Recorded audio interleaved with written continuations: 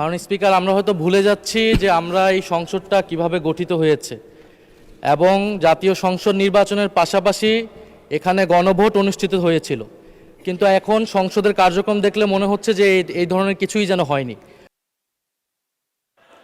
Mic দিবে মাননীয় মাননীয় বিরোধী দলের রায়কে সম্মান দেখানো উচিত। মাননীয় স্পিকার, মাইকটা অন করেন। মাননীয় বিরোধী দলের নেতা। জি, আমি জেনে শুনেই এই সময় এই বিষয়টা উত্থাপন করেছি। আমার জানা মতো এটাই সময়। আমি বুঝতে পারছি মাননীয় বিরোধী দলের নেতা বিষয়টার দিকে যাবেন। গরমে আরাম নিয়ে হবে না হাহুতাশ, ঘুরলে পরে ওয়ালটন ফ্যান বাতাস আর বাতাস। মাননীয় স্পিকার, আমরা হয়তো ভুলে যাচ্ছি যে আমরা এই সংসদটা কিভাবে গঠিত হয়েছে এবং জাতীয় সংসদ নির্বাচনের পাশাপাশি এখানে গণভোট অনুষ্ঠিত হয়েছিল, কিন্তু এখন সংসদের কার্যক্রম দেখলে মনে হচ্ছে যে এই ধরনের কিছুই যেন হয়নি।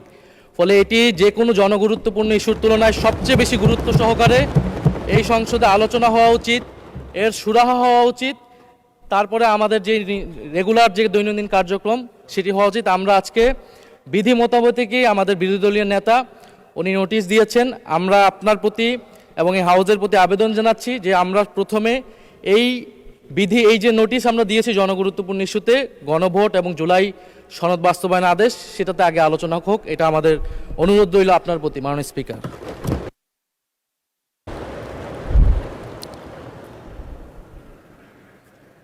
মাননীয় বিরোধী দলের মাননীয় চিফ হুইপ। জি, মাননীয় স্পিকার, বিরোধী দলের নেতার প্রতি যথাযথ সম্মান রেখেই বলছি, এটা যাবৎকাল বাংলাদেশের স্বাধীনতার পর থেকে যা হয়ে আসছে, যার কাস্টম এবং যেটা রেওয়াজ আমরা চালু করেছি, তা হলো এই যে সংসদ সদস্যদের অধিকার যে প্রশ্নোত্তর আমরা সংসদকে লায়াবল করব, তাদের কাছে অ্যাকাউন্টেবল করব। আর ৭১ বিধি আমার এলাকা বা কোনো গুরুত্বপূর্ণ বিষয় নিয়ে আলোচনা আসলে সাধারণত সেগুলো আলোচনা হয়। এটার জন্য 2 ঘন্টার সময় নির্ধারিত আছে, 1 ঘন্টা। এরপরে বিজনেসের দিনের এই সকল বিষয়ে আলোচনা আসতে পারে। যেমন মাননীয় বিরোধী দলীয় নেতা যে কথা বলেছেন, আমরা অত্যন্ত সম্মানের সাথে বলি, নিশ্চয়ই এটা আলোচনা আসবে, আজকেও আলোচনা আসতে পারে, অথবা সংসদ মাননীয় স্পিকার যেভাবে নির্ধারিত করেন এই বিষয়টা আলোচনা হতে পারে, এবং এটা অত্যন্ত গুরুত্বপূর্ণ বিষয় তিনি নিয়ে এসেছেন।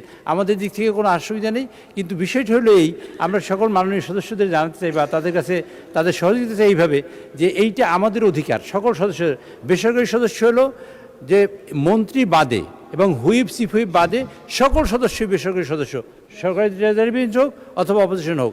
কাজে তাদের অধিকারটা হলো 2টা জায়গায় থাকে, সেটা হলো প্রশ্নোত্তর এবং ৭১ বিধি। কাজে আমি মনে করি, আমি আপনাদের কাছে অনুরোধ করতে চাই যে ৭১ বিধি এটা শেষ করার পরে তারপর আপনারা এই প্রশ্নটা উত্থাপন করুন, এবং আমার মনে হয় সেটা আলোচনা হতে পারে, এটা এড়িয়ে যাওয়ার কোনো সুযোগ নেই।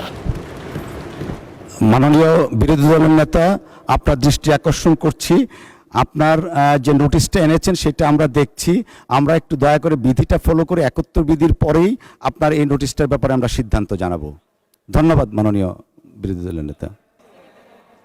আমরা মাননীয় বিরোধী দলের চিফ হুইপ, আমরা এই নোটিশটাকে আমলে নিচ্ছি।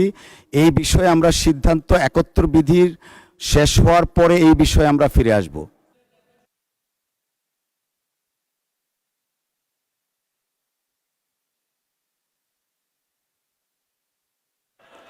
মাইক দিবে মাননীয় বিরোধী দলের রায়কে সম্মান দেখানো উচিত। মাননীয় স্পিকার, মাইকটা অন করেন।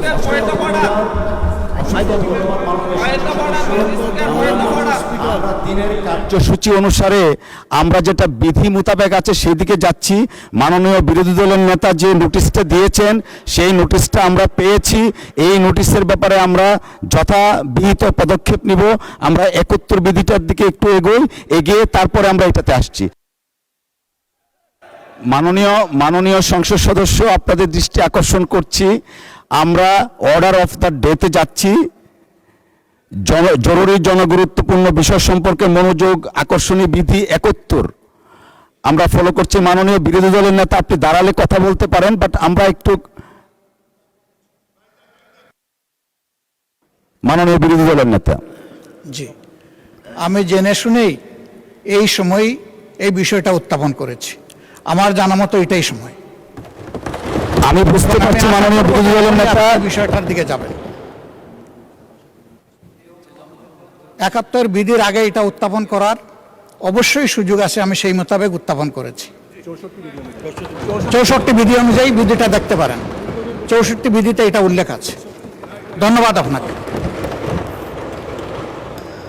মাননীয় বিরোধী দলের নেতা 64 বিধিতে উল্লেখ আছে, বাট সংসদের যে কাস্টমস সেইটা আমাদের মাননীয় চিফ হুইপ মহোদয় বলেছেন on the balance of probability. আমরা সেই জন্যই বললাম যে আমরা এই নোটিশটা আমরা পেয়েছি, এই ব্যাপারে আমরা সিদ্ধান্ত জানাবো। 71 বিধিটা আমরা একটু শেষ করি, আমরা তো সময় আছে, নিশ্চয়ই আপনার এই নোটিশটাকে আমরা অ্যাড্রেস করব। ধন্যবাদ মাননীয় সদস্য। মাননীয় চিফ হুইপ। মাননীয় সদস্যবৃন্দ, মাননীয় স্পিকারের মাধ্যমে আপনাদের জানাতে চাই, মাননীয় স্পিকার ইচ্ছে করলে টেবিলের তারকাচিহ্নিত প্রশ্ন এবং 71 বিধি সাসপেন্ড করতে পারেন, সেটা করেও যে কোনো বিষয়ে আলোচনা করতে পারেন। মাননীয় স্পিকার, এটা আপনার অ্যাবসলিউটলি প্রেরোগেটিভ এবং আমি মনে করি এটা অধিকার মাননীয় সকল সংসদ সদস্যদের, এবং আমি আপনাদেরও সহযোগিতা চাই যে এই অধিকার আপনাদেরও, কিন্তু এই অধিকার শুধু সরকারি দলের না, আমি কথা বলছি সকলের জন্য। কাজে এই অধিকার আপনাদেরও। আপনারা 71 বিধিতে একটা নোটিশ আনলেন, আমরা যদি এই প্রথাটা চালু করতে পারি আজকে, অসুবিধা নেই, যে মাননীয় বিরোধী দলের নেতা যে কথা বললেন কোনো সমস্যা নেই, কিন্তু কথা হলে পরবর্তীতে যদি আবার এরকম সবাই দাঁড়াতে থাকে তাহলে সকলেরই ভবিষ্যতে প্রবলেম হবে। কাজে আমরা 71 বিধিটা করার পরে এই বিষয়টা যেহেতু আলোচনায় আসবে, এর অর্থই নয় যে আমরা আলোচনায় আনবো না। আর যদি মনে করেন যে আলোচনা এখনই করতে হবে, মাননীয় স্পিকার যদি সিদ্ধান্ত গ্রহণ করেন যে ঠিক আছে 71 বিধি সাসপেন্ডের আজকে আর হবে না, এই 71 বিধি কিন্তু পিছনে চলে যাবে, মাননীয় সদস্য যারা নোটিশ দিয়েছেন তাদের কিন্তু অধিকার খর্বিত হবে, এবং তারা যে এই যে সংসদ হিসেবে নির্বাচিত হয়ে আসছেন তাদের কিন্তু সমস্যাটা তৈরি হবে মূলত ভবিষ্যতে। কাজেই আমরা ভবিষ্যৎকে ঠিক রাখার জন্য আপনাদের এবং আমাদের মানে সকল বেসরকারি সদস্য, মাননীয় মন্ত্রী ছাড়া আর সবাই সদস্য বেসরকারি সদস্য, কাজেই তাদের অধিকার যাতে সংরক্ষিত হয় তার জন্য কিন্তু আমি এই প্রস্তাবনা দিয়েছিলাম, এবং এটাই চলে আসছে বিগত দিনে। মাননীয় স্পিকার, আপনি যদি মনে করেন যে আপনি 71 বিধি সাসপেন্ড করে আজকে মাননীয় বিরোধী দল নেতার কথা আলোচনা করবেন, আপনি করতে পারেন, কিন্তু আমি মনে করি পদ্ধতি এইটা আপনাকে জানালাম, এখন সিদ্ধান্ত আপনার। মাননীয় স্পিকার। মাননীয় বিরোধী দলের মাননীয় চিফ হুইপ, আমরা সংসদের ঐতিহ্য, রীতিনীতি এবং বিধি দ্বারা পরিচালিত। আমরা মনে করছি এখন 71 বিধিটা শেষ করার পরে আমরা মাননীয় বিরোধী দলের নেতা যে বিধি 62-র আলোকে যে নোটিশটা দিয়েছেন সেই নোটিশটা আমরা অ্যাড্রেস করব।